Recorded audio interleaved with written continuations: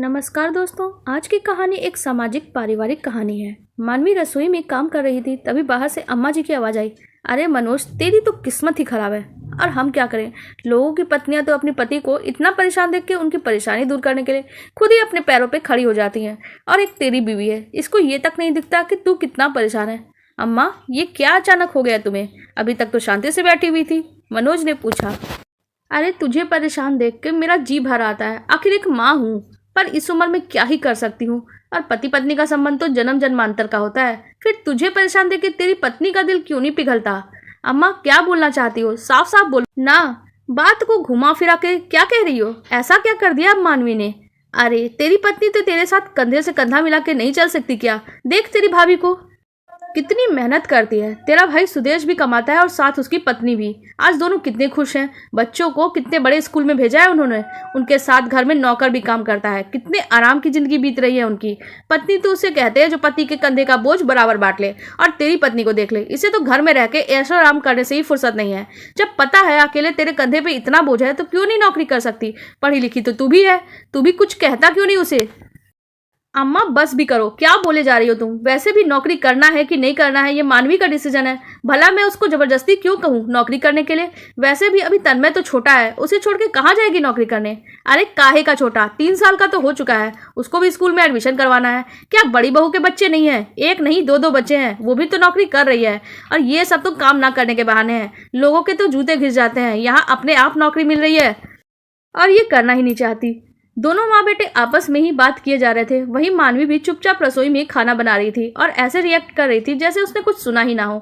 जानती थी ये दोनों माँ बेटे का रोज का था। जब से मनोज के ऑफिस में नौकरी के लिए जगह बनी है, तब से ये मुद्दा हर रोज उठने लगा है। दोनों ही चाहते हैं मानवी ये नौकरी कर ले, पर वो हाँ कर ही नहीं रही थी। आखिर ये सब देखते हुए इसे 5 साल जो हो चुके थे। बहू की कमाई तो इन सबको अच्छी लगती है, पर उसकी जिम्मेदारी कोई बांटना नहीं चाहता। उनकी जब से शादी हुई, घर में अम्मा जी, उनका बेटा सुदेश और पत्नी मधु थे। इन दोनों के जुड़वा बच्चे नेहा और प्रिंस थे। छोटा बेटा मनोज और बेटी पिंकी थे। मध्यम वर्गीय परिवार थे। मनोज के दुल्हन बनकर जब वो घर आई थी, बहुत ही जल्दी मानवी को यह समझ में आ गया कि मधु की स्थिति घर में अच्छी नहीं थी। वो अक्सर थकी थकी सी रहती थी। मधु एक कामकाजी महिला थी। सुबह जल्दी उठ के पूरे घर का काम करती थी। उसके बाद बाहर अपने काम पे से जाती थी और वापस आके दोबारा घर के काम में लग जाती थी। लेकिन उसकी मदद के नाम पे कोई भी नहीं था। ऐसा नहीं था कि घर की स्थिति बिल्कुल गिरी हुई थी कि दोनों भाई कमाते थे, अम्मा जी की पेंशन भी आती थी, फिर भी दोनों का खर्चे का रोना होता ही रहता था। फिर उसके आने से सहयोग भी मिला था। पर 3 दिन जब वो रसोई में नहीं जाती तो मधु की स्थिति क्या रहती होगी, ये मानवी को अच्छे से समझ में आता था। अम्मा जी तो सुबह उठ के अपने नित्य कर्म पूजा पाठ वगैरह में लग जाती और उसके बाद बैठ के सिर्फ हुक्म बजाती। पिंकी अपनी पढ़ाई का बहाना करके अपने कमरे में जाके बैठ जाती और दोनों भाई सुबह 7 बजे तक उठते, फिर चाय नाश्ता तैयार होकर 8:30 बजे तक ऑफिस रवाना हो जाते। यहाँ तक कि बच्चों को कोई स्कूल के लिए तैयार भी नहीं करता था।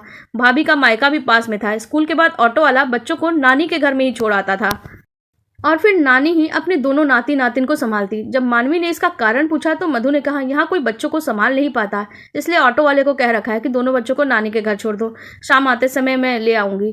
फिर नानी दोनों बच्चों को होमवर्क भी तो करवा देती है। इससे मुझे काफ़ी मदद मिल जाती है। लेकिन इतने काम का बोझ मधु भाभी धीरे धीरे अब बीमार रहने लगी थी। उसी समय मानवी प्रेग्नेंट हो गई। प्रेगनेंसी में भी कुछ कॉम्प्लिकेशंस थे, इसलिए काम का बोझ दोबारा मधु पे ही आ गया। पर फिर भी कोई भी मदद नहीं करता। आखिर एक दिन वो टूटी गई और उन्होंने अपने घर से अपने आप को अलग कर लिया। उसमें घर क्या, रिश्तेदारी में भी उनकी बहुत निंदा हुई, पर मानवी उनके लिए खुश थी। अब जब भी उनसे मिलना होता तो वो मानवी को एक ही बात कहती, मानवी तुम कम से कम दोहरी जिम्मेदारी मत जीना, वरना जिंदगी कभी जी नहीं पाओगी। इन लोगों को तो पैसा चाहिए पर जिम्मेदारी नहीं। मैंने जो बेवकूफ़ी की वो तुम मत करना। क्या फ़ायदा ऐसे नौकर चाकर का, जब मुझे खाने से ज़्यादा तो दवाइयाँ खानी पड़ती है। मैं कुछ नहीं बोल पाई, मन ही मन बस कुड़ती रही। मैं बेवकूफ़ थी। अगर कुछ कहने की कोशिश करती तो उल्टा 2 बात ये लोग मुझे सुनाते और मैं बेवकूफ़ गुस्से में आके और ज़्यादा काम करने की कोशिश करने लगती। अपना शरीर मैंने बीमारियों का घर बना लिया, पर तुम कम से कम अपने लिए स्टैंड जरूर लेना। और इधर मानवी को चुपचाप काम करता देख अम्मा जी बोली, छोटी बहू क्या तुम कान में रुई डाल के बैठी हो? कोई बात सुनाई दे रही है या नहीं? अरे तेरा पति इतना परेशान रहता है, कोल्हू के बैल की तरह बस कमाता रहता है, बाकी सबकी जरूरतें पूरी करता रहता है, पर तू है कि इसका साथ भी नहीं देती। क्या फायदा तेरे इतने पढ़े लिखे होने का? अम्मा जी, भला मुझे नौकरी करने की क्या जरूरत? मेरा पति कमाता तो है और घर खर्च करने के बाद सेविंग भी हो जाती है, फिर मुझे कमाने की क्या जरूरत है, सब कुछ तो ठीक है। मानवी जवाब देते हुए बोली, कैसी औरत है तू? तू नहीं चाहती कि तेरा बच्चा भी बड़े स्कूल में पढ़े, घर में सारी सुख सुविधा हो, तुम दोनों मिलकर कमाओगे तो कितना पैसा आएगा घर में। अरे नहीं अम्मा जी, मैं घर का काम करती हूँ तो मेरी एक्सरसाइज भी हो जाती है, और नौकर चाकर की क्या जरूरत है, मैं सारे काम खुद तो कर ही लेती हूँ, और मेरे घर का काम मुझसे अच्छा कोई नौकर चाकर थोड़ी ना करेंगे। और ये सब तो आलसी औरतों के बहाने होते हैं। अरे आलसी औरतों के बहाने तो ये होते हैं कि घर में ऐशो आराम की जिंदगी जीने की आदी हो जाती है तुम जैसी औरतें, और कभी आगे नहीं बढ़ सकती। हमेशा ये सोचती हैं कि पति कमाए और औरतें उनकी कमाई से घर चलाए। तुम जैसी औरतें पति को पैसा कमाने की मशीन समझती हैं, खुद को कभी गृहस्थी चलाने में कोई योगदान दे ही नहीं सकती। अरे तुम्हारी जैसी तो औरतें हैं, तू क्या अनोखी है जो बाहर नौकरी करेगी? अम्मा ने चिढ़ते हुए जानबूझ के ऐसा बोला कि मानवी चिढ़कर ही सही गुस्से में बाहर निकलेगी घर से और नौकरी पकड़ेगी, जैसा कि अम्मा की बड़ी बहू ने किया था। पर मानवी जानती थी कि ये सब कुछ जानबूझ के अम्मा कर रही हैं।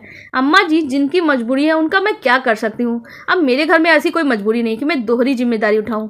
तभी मनोज बीच में बोला, अरे अम्मा तुम किसको समझा रही हो? इसको कोई फर्क नहीं पड़ता, पति जान भी दे देते ये मदद नहीं करने वाली।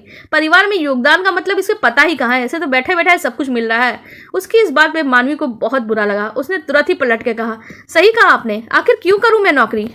बताओ मुझे, क्या मुझे भाभी की स्थिति का पता नहीं है? वो जब नौकरी करने जाती थी अपने बच्चों को उनके मायके छोड़ के जाती थी। आप में से किसी ने कहा कि बच्चों को घर पे ही छोड़ दो, हम जिम्मेदारी संभाल लेंगे? सुबह 4 बजे उठ के घर का सारा काम करके जाती थी और वापस आके दोबारा घर के कामों में लग जाती थी। लेकिन आप लोगों से तो इतना भी नहीं हुआ कि उसकी थोड़ी सी मदद कर दें। वो आज भी कमा रही है, नौकर चाकर रखे हैं, लेकिन आज उनका शरीर बीमारियों का घर बन चुका है, और उस सब के पीछे जिम्मेदार सिर्फ आप लोग हो। मुझे जानबूझकर कोल्हू का बैल बनने का शौक नहीं है, जो बाहर आके कमा के लाओ और फिर घर आके सारे काम भी करो।